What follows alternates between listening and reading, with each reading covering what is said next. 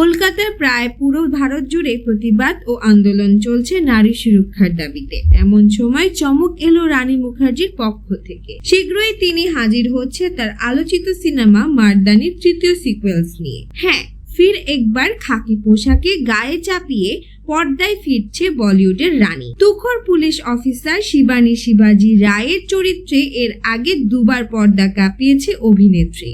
Box অফিসে hit এই ছবি সমালোচকদেরও বিশেষ পছন্দের। বৃহস্পতিবার ছবির 10 বছর পূর্তির দিনে প্রযোজনা সংস্থা যশরাজ ফিল্মে জানিয়েছে যে রানী মুখার্জির নেতৃত্বে অ্যাকশন থ্রিলার মার্দানি ফ্র্যাঞ্চাইজের তৃতীয় কিস্তির কাজ চলছে। প্রয়াত প্রদীপ সরকার পরিচালিত প্রথম মার্দানি ছবির 10ম মুক্তির বার্ষিকীতেই এই ঘোষণা সামনে এলো। নতুন ভিডিওতে যশরাজ ফিল্ম জানিয়েছে শীঘ্রই আসছে মার্দানি 3। পোস্টে লেখা হয়, আজ শিবানী শিবাজি রাও ও মার্দানির চেতনাকে উদযাপন করছি।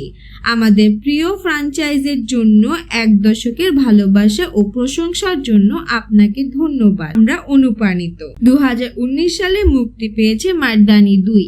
প্রায় 5 বছরের ব্যবধানে ফের এই ফ্র্যাঞ্চাইজির নতুন ছবির খবর সামনে এলো। পুরুষ শাসিত সমাজে নারীর ভূমিকাকে নতুন মাত্রা দিয়েছে রানীর এই ছবি, যা রানীর ক্যারিয়ারে অন্যতম সেরা পারফরমেন্স হিসেবে গণ্য করা হয়। ছবির প্রথম 2টি ভাগে মেয়েদের উপর হওয়া নির্যাতনের গল্প উঠে আসে, যেখানে নারী পাচার, ধর্ষণের মতো ঘটনাকে সংবেদনশীলতার সঙ্গে তুলে ধরেছে রানী। নির্ভীক পুলিশ অফিসারের ভূমিকায় রানী অভিনয় আজও ভুলতে পারেনি দর্শক। আগে মার্দানি 3 নম্বর কিস্তির ইঙ্গিত দিয়েছিল রানী। অবশেষে হয়ে গেল আনুষ্ঠানিক ঘোষণা। 2019 সালে মার্দানি 2 পরিচালনা করেছিল নবাগত গোপী পূর্ণা, যিনি প্রথম চলচ্চিত্রের চিত্রনাট্য লিখেছিলেন। এবার কে থাকবে পরিচালকের আসনে? রানীর পাশাপাশি আর কোনো অভিনেতা থাকছে কিনা আপাতত এই প্রশ্নের উত্তর মেলেনি।